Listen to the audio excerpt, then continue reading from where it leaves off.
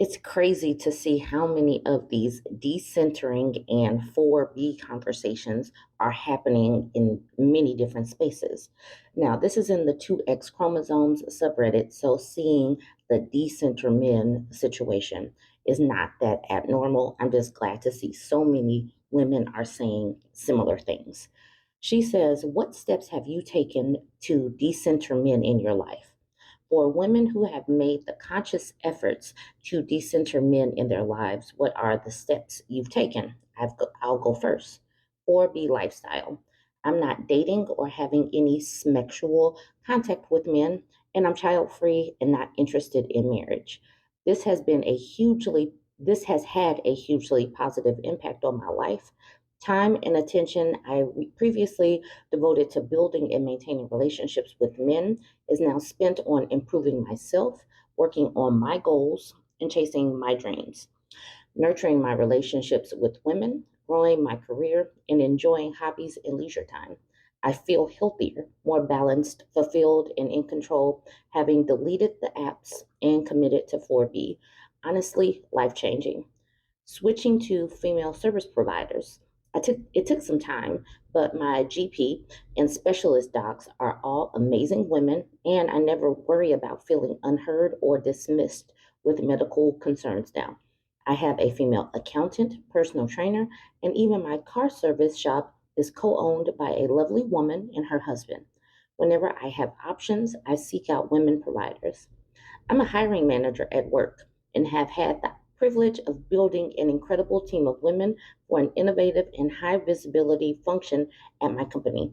Can't say this is fully a choice, as the women on my team were all objectively the most qualified candidates, and I would never discriminate. But damn, it feels good to help other women up the ladder with me. I love coaching, developing, and advocating for the women on my team. Beyond my team, I just coached two other female work friends through interviewing, negotiation, etc., and both landed amazing new jobs with big salary bumps. Hard to describe how beautiful and fulfilling it is to support other women. Strengthening my relationships with other women in my life. I'm deeply close with a few female family members, and my close circle of girlfriends have basically become family as well. I prioritize them, rely on them, and support them.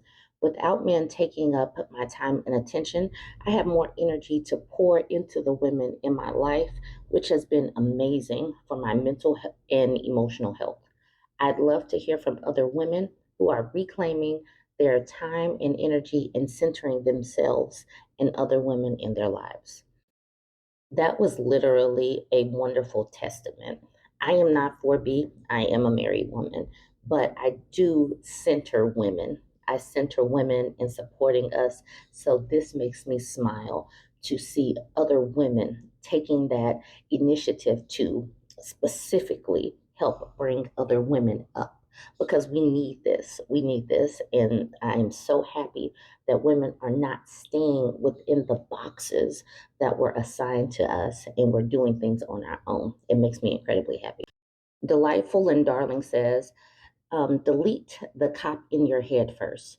She says, I have decenter men in my life, but I have also stopped seeing myself through the male gaze I was taught to see myself through. There's a considerable amount of religious, personal, and sexual trauma wound up in viewing ourselves through the preferences of men. Adventurous, yeah, that is very true. We wake up and we perform for men. That is how we are socialized. So that is a great comment. Adventurous Spice says, this was one of my big ones. Hollywood Go Lightly says, do you have any advice or tips for doing this? She says, I don't think so, but I'll try. When I catch a thought about what the cop or male gaze in my head would have me think or do, I put a little mental pin in it. I come back to it and mull it over. Where did that thought come from? Why did it occur when it did? What is the motivation to think like that? I believe our brains and bodies ultimately want to protect us because they are us. So toxic and unhealthy coping is still meant to be for our benefit. We are trained to a certain kind of thinking, and even when it's effed up, Our minds turn to it to protect us from perceived threats and to help us survive. For me personally, that helps me let it go. The struggle remains ongoing. It's like peeling an onion. Holly Golightly says, "Thank you. This is a great jumping off point for me." And Secular Misanthropy says, "Not the person you're replying to, but for me, a good starting place is to think how we're shaped by the male gaze is high heels. High heels are impractical, prevent most of us from running, and are really bad for our bodies. They cause pain if we wear them for more than an hour or two. Yet women wear them every day because they like how they make them look. I'm not criticizing anyone's choices, but you literally don't see men do that unless they're in drag. High heels change how we stand and walk. They push our butts out, and when we wear them out in the world, it's essentially for the visual pleasure of any heterosexual male who happens to look at us. I don't want to be visually pleasing to any cishet male who happens to look at me. That's not what my body is for. Y'all, I am the queen of wearing practical shoes.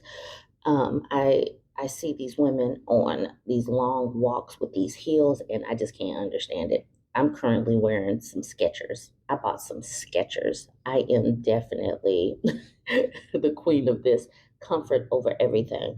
I got my all my Nikes. You got to just do things that make sense, and hurting yourself for fashion just doesn't seem like it. But I like this idea. Holly Golightly says, "But if a woman likes to wear heels, isn't it counterproductive to stop doing so to not appeal to men? She'd be again making choice based on the perception of herself through the male gaze, only this time in an attempt to avert it instead of attract it. I guess maybe I'm more trying to learn how to be indifferent to how I'm perceived by men as opposed to thinking of ways to be purposely unappealing to them, if that makes sense." But you don't have to. It's all they ask questions specifically for them, and that woman spoke for herself. People that do want to wear heels and makeup or whatever, if it's for them, cool, do it.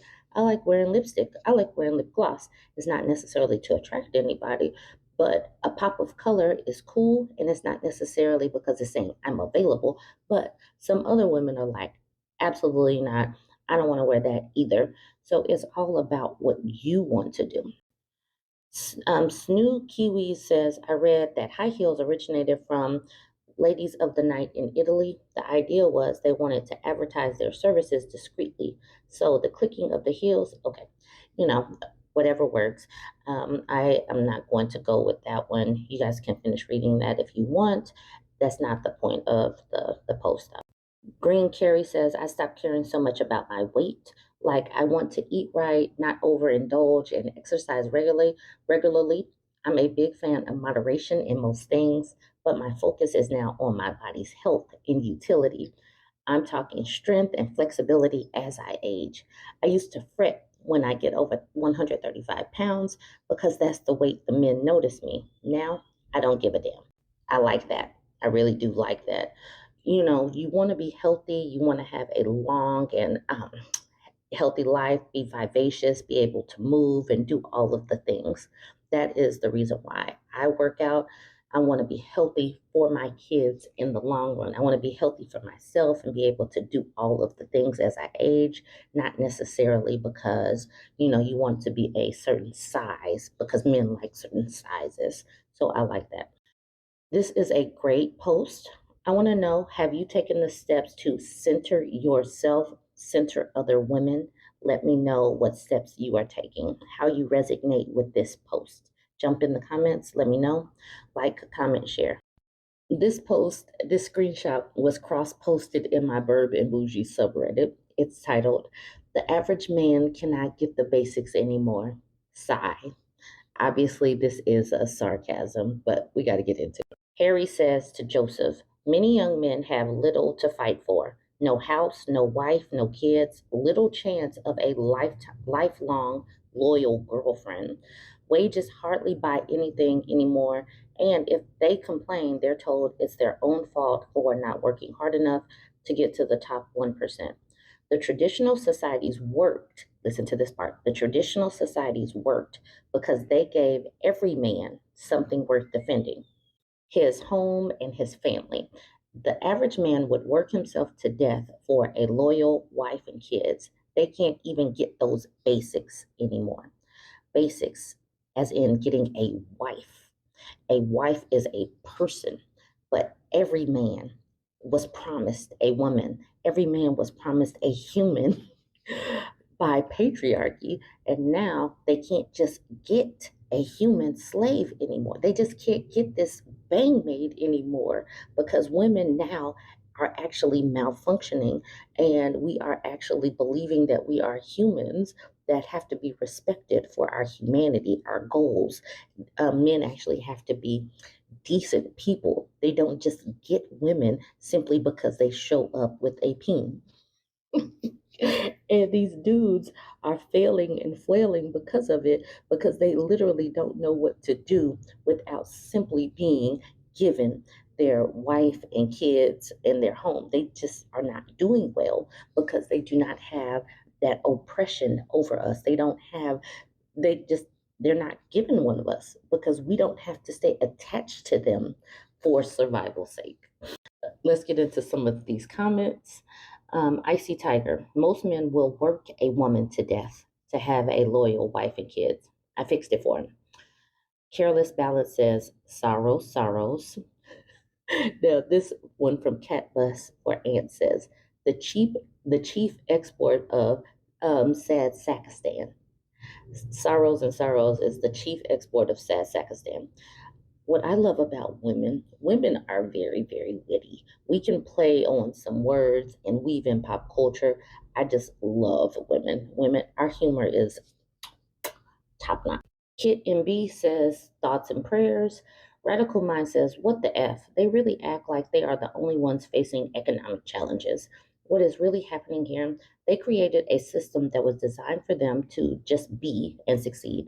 Women have had to claw and fight and scream their way up, and we're not complaining. Yes, we are tired, exhausted, worn out. And yes, a lot of us would love to be kept women, but we know men are no longer reliable. Never really were, to be honest.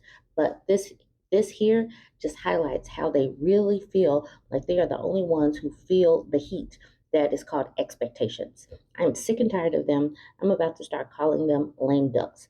Lame for this cause, they stay duck lame for this because they stay ducking responsibilities and accountability. Non-bear is too good for them now. And Sue Geek said, add to that, women are running circles around them. Black Baby says, the usual 1 to 10% of excuses. When will they understand that women don't speak like this? And the OP says, right? And of all places, why did he think LinkedIn was the appropriate place to put this complaint? Aggressive Mouse says, I completely missed this was on LinkedIn. Bezo Boob says he's getting ready for the LinkedIn dating insanity. Can't believe they're adding dating to an app meant for professional purposes. Can't wait for the HR nightmares about to come for that. I didn't know that they were doing dating on LinkedIn, but these people do dating wherever there is an inbox. Cat Bus for Ant says, why do they all talk and think like Chris Chan? And what the F does that even mean? The kids have to be loyal to the weenie now too? The F? And Aggressive Mouse, this part. See, he hit the actual problem there in the middle. People, not just men, are finding it difficult to afford life. They only think about themselves. They don't see that this is a problem across the board. Now, M. Metropolitan says the traditional societies work because they gave every man something worth defending, his home and his family. Yes, that's the part that I wanted to highlight too. Yes, these societies worked for men because women did most of the heavy lifting for the home and family with limited rights or personal resources. So, what did traditional societies give women? The privilege of being unpaid labor with nothing of their own and no way out.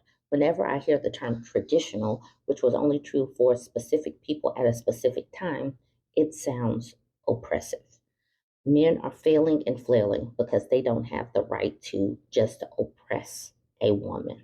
That's basically it. They think that they should have a woman simply because they were born male. Now, I'm going to end it there. Jump in the comments. Let me know what you think. Don't forget to like, comment, and share. So this woman, Starling Devotee, wrote this up in my BurbNBougie subreddit. She says, leaving friendships because of men. She says, apologies for the length. I will say, don't worry about the length. Just type out what your thoughts are. Just type your thoughts. It's okay. She says, apologies for the length. I'm unsure how relatable it is, but it has been on my mind nonstop, and hopefully this adds to the conversation.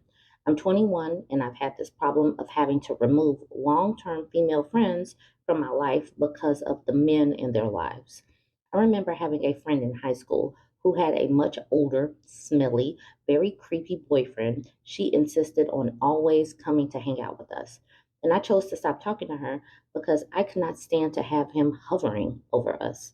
At the time, I assumed that situation was a rare event. But as I got older, I find myself leaving all of my female friends behind. I have an ex-friend whose boyfriend was clearly cheating on her and or using her for specs. She refused to see it. If I tried to talk to her about it, she would get super duper defensive and say how I just don't understand him or he has trauma, so he acts distant or odd. It's like these girls don't see when a dude they are way too good for hates them and only keeps them around for one thing, whatever. I just couldn't stand to be around it and came to accept she'll just have to learn with experience, unfortunately. My ex best friend has a boyfriend who is around our age, but I disliked him vehemently. To her, he is the king baby and everything is about him. If we're going out shopping together or out to eat or whatever, he doesn't want us to because he wants to do something else. And he always looks miserable everywhere.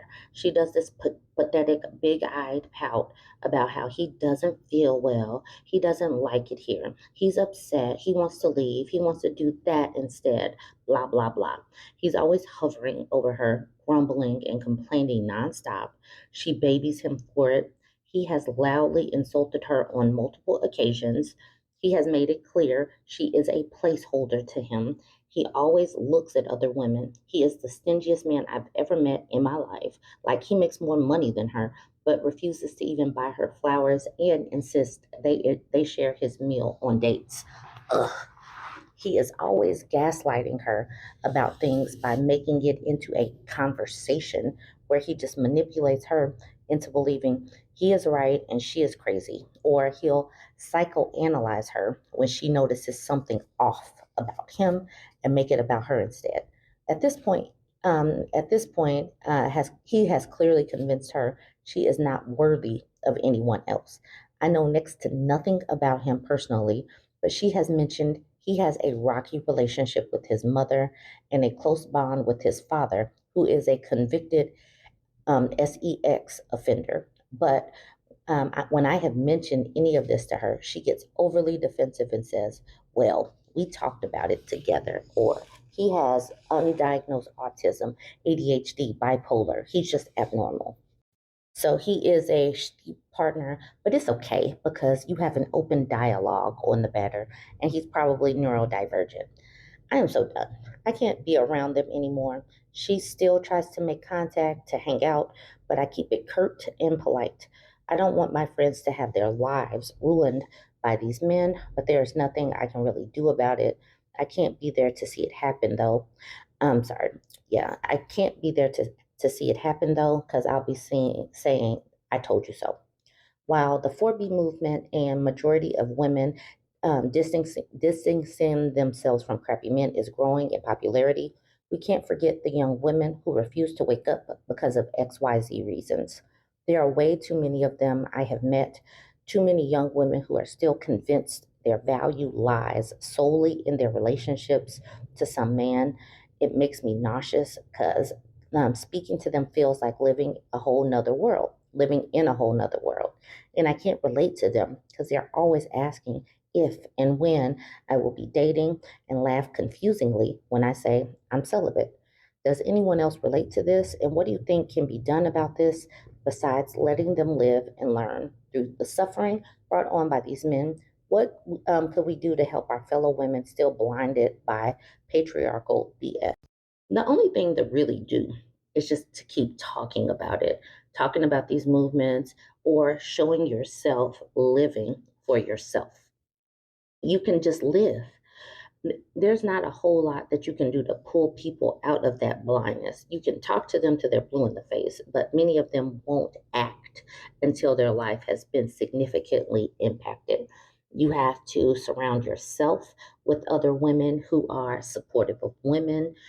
You just have to create a bigger community, and you have to find the like-minded women who want to center other women. That's all you can really do. And the more this community grows, the more women will see, there are other things other than orbiting a man. You can have a man without completely changing your life to their life. You can. So let's see a few of these comments. Good post, by the way. This was a really good post. Pug Monarch says, it's hard watching friends make these horrible decisions about men or patriarchal lifestyles. I've taken it to mean I've outgrown those friends and I pull away from them. I don't even tell them anything about their relationships because people don't listen to others' advice. They're going to do what they're going to do, just like I'm going to do what I'm going to do, regardless of how much advice, mostly patriarchal BS like procreation, people give to me. I'm kind of getting to the point where I'm done helping people because they take the help I willingly offer and they don't offer it back. So F them. And this goes back to pour into the people who have poured into you. Radical Mind says, I can say I used to be that friend that wanted to save my gal pals, and I had to stop taking on their burdens. A lot of them would not do it for me. I have had to walk away from two of my used to be close gal friends behind a man. One I had to leave twice because two of the men at two different times. I was so fed up with her when she willingly got pregnant to keep him, not once, but twice. I started to look at her with so much pity and contempt. I got tired of him hoovering and being a threat. He didn't like me because I was vocal. When he said his mother wanted to address me about her son, and my friend sat there and said nothing, I knew I was out.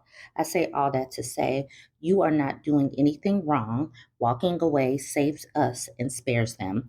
If a man is worth losing a good gal friend, then let them go, be with their man. Their man. One day they will see and realize that all you did was care about them. And the OP says, oh my God, not the mother addressing her son's girlfriend's friend because you called him out. That is ridiculous. These boy moms are part of the issue too, creating and enabling toxic behavior. Glad you took that space. I am accepting that all we can do about gal friends like this is accept that time will teach them. All right, y'all. I'm going to leave it at that. Let me know what you think about this and all of these discussions that are going on in the social media spaces. I'm thankful that so many people will take the time to write in my BurbNBougie subreddit. I am busy. I cannot talk about each and every one of them, but I am thankful that the conversations are going on. Jump in the comments. Let me know what you think about this one. Don't forget to like, comment, and share.